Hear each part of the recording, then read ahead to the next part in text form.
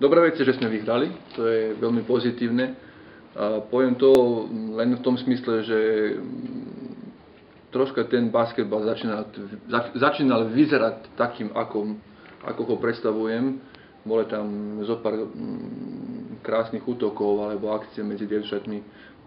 Jeden raz sme zabudovali, jeden raz nie, takže trošku tam to bolo také na hojdačke, ale bolo vidno, že ide to dobrým smerom. Naopak, obrana nám je zase troška, by som bola taká zaspatá. V niektorých momentách sme mali dobrý tlak, potom sme v jednom čase mali v prvom polčase zbytočné faule, kde sme supera posúvali dopredu šeskami.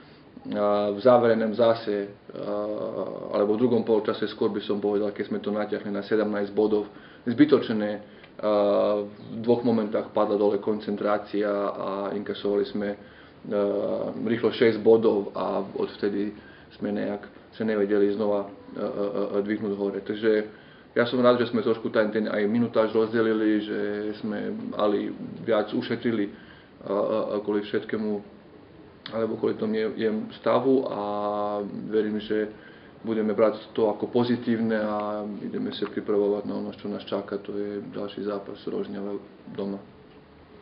Nejako si to predstavujete potom?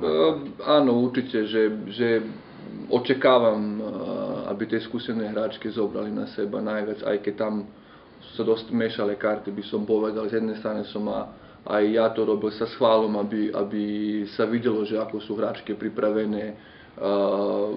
Niekedy tam bola jedna sa viac skúsených, alebo tá jedna, ktorá menej hrávala doteraz, takže trošku som to kombinoval, lebo v tom play-offu, ako viete, bude to strašne náročné a tam sa tá šírka musí rozšíriť a všetci musia hrať, takže áno, z tejto strany som veľmi spokojný, že sme ten záver zvládli a že sme odohrali, myslím si, na úrovni, tak ako by to malo.